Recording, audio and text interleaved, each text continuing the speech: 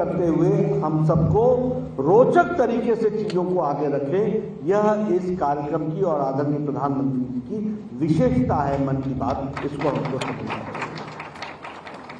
आज हम सब लोगों ने सुना, उन्होंने पहले पर्यावरण की बात की, बाद में स्वच्छता की बात की। स्वच्छता के बाद भारत में भारत को मजबूत करने के लिए कैसे कैसे लोग क्या क्या प्रयास कर रहे हैं, उसमें उन्होंने संथाली में संविधान की ट्रांसलेशन की एक व्यक्ति की चर्चा की। उसके साथ साथ उन्होंने गांव में मीठा पानी पहुंचे, इसके लिए किसने प्रयास किया है, इसकी चर्चा की। तो आप देखेंगे कि हमारे प्रधानमंत्री जी देश के प्रधानमंत्री होते हुए राजनीतिक पद का लाभ न उठाते हुए एक सामाजिक सांस्कृतिक दृष्टि से भारत कहां खड़ा है और कैसे आगे बढ़ रहा है, इसको उन्होंने हमारे सामने रखा। वो पर्यावरण की बात करते हैं, वो शिक्षा की बात करते हैं। कोरोना के दौरान हमारे लोग घबराएं नहीं, स्वास्थ्य का ख्याल रखें, योगा करें, किस तरीके से वो काम कर सकते हैं और अपने आप को मानसिक दृष्टि से लॉकडाउन की अवस्था में कहीं डिप्रेशन में न आए, ये सारी बातों को उन्होंने बड़ी बारीकी से हमारे सामने रखा है। जब अंधेरा आता है और अंधेरा छट जाता है तो भूल जाते हैं, लेकिन प्रधानमंत्री जी ने कोरोना काल में भी हम सबका, समाज का हौसला बनाए रखा।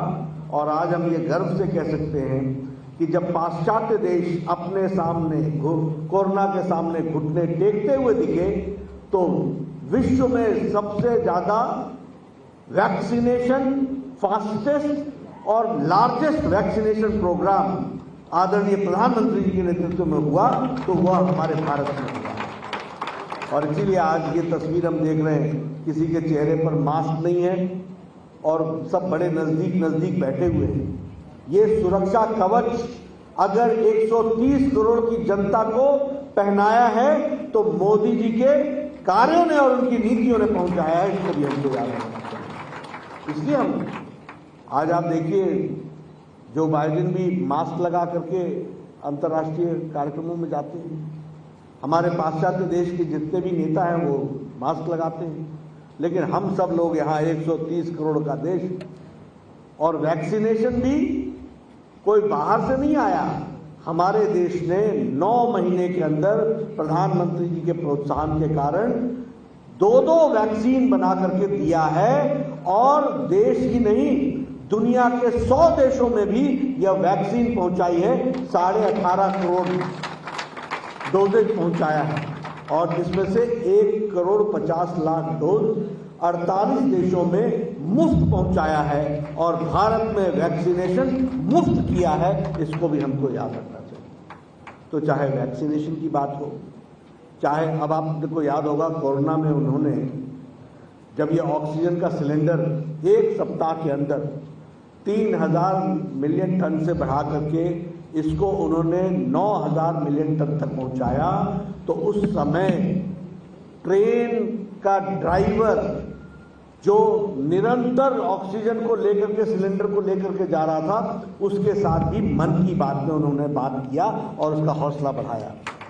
अगर उस समय अविरल बिना रुके हुए अगर हमारे एलपीजी गैस का अपना, क्षमा करिएगा, ऑक्सीजन का सिलेंडर, वो ट्रक, बड़ा लोडेड ट्रक अविरल बिना रुके हुए 12 घंटे 13 घंटे अगर हमारे ड्राइवर ने गंतव्य स्थान पर पहुंचा करके लोगों की जिंदगियां बचाई, तो प्रधानमंत्री जी ने उससे बात करके उसको शाबाशी दी, उसको प्रोत्साहन दिया।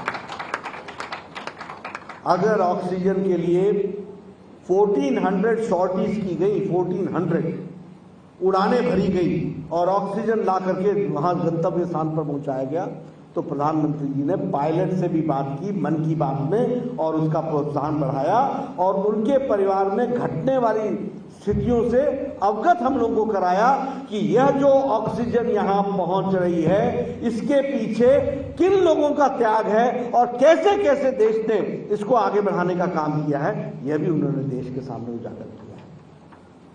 ये मन की बात एक बहुत अनूठा कार्यक्रम जो प्रधानमंत्री जी ने शुरू किया है। हमारे प्रधानमंत्री जी पहले प्रधानमंत्री जी हैं जिन्होंने राजनीतिक विषयों को छोड़कर सामाजिक विषय से, यानी सरकार ही नहीं चलती है, सरकार देश के सहारे चलती है और देश काम करता है और देश साथ चलता है, इस बात का उन्होंने प्रमाण किया। इसलिए मित्रों, मैं चाहूंगा और आपसे निवेदन करूंगा कि आप सब लोग मन की बात को अकेले अपने ड्राइंग रूम में या अपने बेडरूम में टीवी पर न देखें। यह सामाजिक आंदोलन है जो आदरणीय प्रधानमंत्री जी ने खड़ा किया है और इसलिए यह हमारी जिम्मेवारी बनती है कि हर महीने के अंतिम रविवार को 11 बजे एक साथ समाज के सब लोग बैठ करके, क्योंकि सरकार तो काम करती ही है लेकिन सरकार के साथ साथ समाज का योगदान हमारे सामने आ सके और हम सामाजिक रूप में उसको देख सके। अब मैं भी अपने घर में टीवी देख सकता था, मुझे क्या जरूरत थी कि 30 किलोमीटर का सफर करके यहाँ आऊं और आपके साथ देखूं। इसलिए कि जगत प्रकाश, तुम मन की बात को मन में ना रख लेना, तुम्हारे साथ गुड़गांव के लोग भी जुड़े, सब लोग जुड़े और साथ मिलकर के देखें और पर्यावरण के बारे में जानकारी हासिल करें, स्वच्छता के बारे में जानकारी हासिल करें, समाज को जागृत करें। भारतीय जनता पार्टी इस काम में लगी है कि समाज जागृत हो और गैर राजनीतिक विषयों के साथ वह आगे बढ़े। उसके एक प्रयास में यह अनूठा प्रयास पार्टी की ओर से है। मैं ओम प्रकाश धनखड़ जी को धन्यवाद देना चाहता हूं। मैं इसके साथ साथ सुधा यादव जी को धन्यवाद देना चाहता हूं, गार्गी जी को धन्यवाद देना चाहता हूं, अनिल यादव जी को, सुनीता यादव जी को, अभिषेक गुलाटी जी को, सिद्धार्थ सिद्धू जी को। कल मैंने 1 बजे दिन में बताया कि मेरी इच्छा है कि मैं गुड़गांव में यह कार्यक्रम करूं और आज आपने इतने शानदार तरीके से इस कार्यक्रम को बताया। ये पार्टी की लगन और पार्टी का तन्मयता और पार्टी के प्रति पार्टी के द्वारा किए जा रहे कार्यों का प्रमाण है। मैं इन सबका धन्यवादी हूं। मुझे आप सबके दर्शन करने का सौभाग्य मिला, आप सबको के साथ मन की बात में जुड़ने का मौका मिला। हम सब लोग इसी तरीके से आगे अगले महीने का निश्चय करें कि हम मन की बात इसी तरीके से देखेंगे और समाज को जागृत करेंगे। इन्हीं शब्दों के साथ बहुत बहुत धन्यवाद।